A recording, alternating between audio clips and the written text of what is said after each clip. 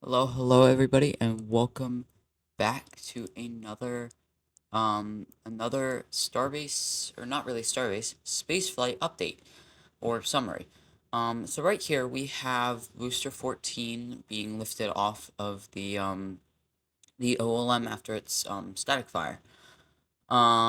This is Booster 17 going to Masseys test site for its cryoproofing testing. You can see it rolling down Highway 4 there. Um, this is the actual cryoproof testing of Booster 14 at Masseys. While this is happening, I would like to thank um, or I would like to give credit to Lab Padre and NASA Spaceflight for letting me use their footage. So yeah, let's just keep on going.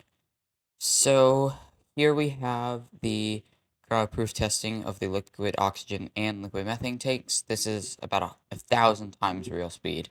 So this is a lot faster than real-time speed. Um, so yeah, that happened. I'm not quite sure the exact dates. This was Booster 14 rolling away from the launch site. Um, so there now here it is rolling down Highway 4 and um back into the Maga Bay. This is Booster 15, which curiously was rolled into Maga Bay 1. There are speculations that it may refly on flight 10 and or 11. So two booster reflights in a row. Now this was cool. This was Blue Origin's new Shepperd launch. Their first all-female crew. I don't remember which mission number this was. But yeah, there is New Shepperd lifting off of the pad there. It was really cool to watch, honestly. It was really, really cool to see. I didn't get to see it in person, but it was still a really cool flight. Um, and there is the booster. Those aerodynamic, like, things that are on, I don't know the proper terminology that were around the booster, those were amazing. And down, you will see, maybe, possibly soon, booster relight. There we go. So there is booster relight. And so those four little black things on the side are the landing legs, and you can kind of see them popping out on the side, and the booster coming down to land. Because they do reuse their boosters. Even though this is a suborbital rocket that is not meant for actual missions, they still reuse boosters. So, good job on Blue Origin for that. Um, and there is the crew capsule. Oh, it does say it in the right corner. This is NS-31. Gotcha. This was cool. So this is the McGregor test site with the Grasshopper test vehicle and a booster in the background, a Falcon 9 booster. That's pretty cool that the um that test article was moved in front of the booster. I didn't think we were ever gonna see that again, so that's pretty cool. Um, so yeah, I mean, yeah, I don't, I didn't think that we were ever gonna see the grasshopper again, but surprise, surprise, here it is again. So yeah, seems like, um, for those who don't know, the grasshopper was for testing the um, I believe testing the Merlin engines, or like, no, I think it was for like just testing to see if they could land booster upright.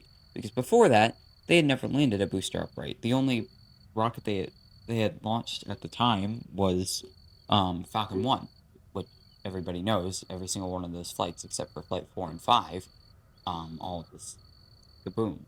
So they never actually got anywhere, and then they retired it after Flight 5. So, and then they moved on to Falcon 9, and we are in a lot of Falcon 9 flights, in the hundreds, I think. Um, so yeah, this was this was interesting. So this was the flame deflector at Pad B. It was rolled out and was brought to launch Pad B, and literally an hour or two after it was rolled, or not even an hour or two, sorry, like a couple of hours after it was rolled out, it was installed into Pad B's flame trench, which was absolutely insane.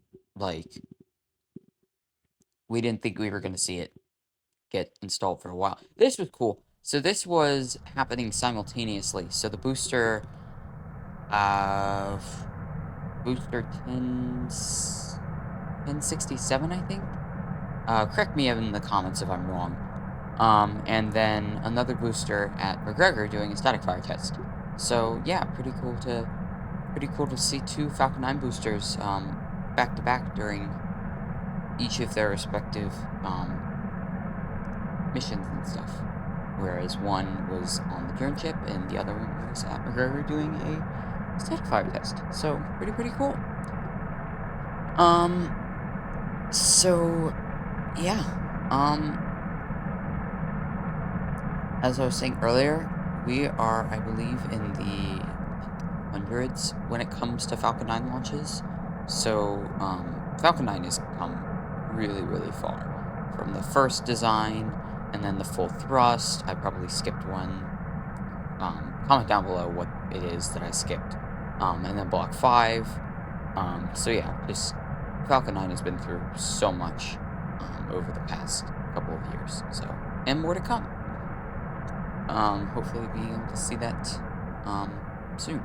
Now, this was a Falcon 9. I think this was the Falcon 9 mission that had the booster, or that booster that was on the drone ship. So this is just a quick playback of the footage. Don't want to keep this too long. Don't want to make this video too long. There was the re-entry burn of the booster, and then the orbital burn of the second stage, and then the landing burn, and right to the next thing. Okay.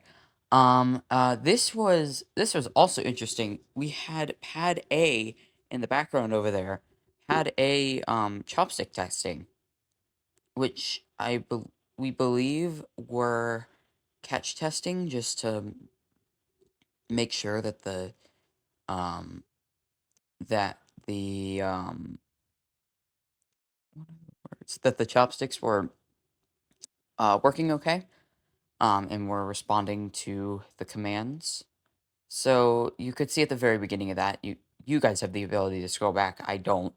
You are able to go and see that the quick disconnect arm just kind of swung out. Now this is Booster 17 rolling back from Masseys after its testing campaign. Um, you can see it rolling down Highway 4 in the shadow of night on those SPMTs. Rolling down Highway 4 and uh, back at the production site. I believe this is this is the production site. Yeah, and now we're back at the production site. So there is we can see there that Stargate is gone. Mega Bay, not Mega Bay, sorry, High Bay is being demolitioned. So and then Booster 17 kind of just held outside of the Mega Bay for a while. And then eventually, once the sun rose, I think it was like midday, it went into the Mega Bay. And then it came right back out about the same, or at the same day, around the same time. And weirdly enough, was put into the rocket garden, which was a very weird thing. So you can see the thrust simulator stand. Now, one really quick important thing here, the thrust simulator stand is now, I believe, officially retired, since after booster 17, 18.1 will be moving on to the Block 2 boosters, so that's done. So thank you everybody for tuning in to this Spaceflight summary, and I will see you guys next time. Bye, and thanks for watching. See ya, everybody.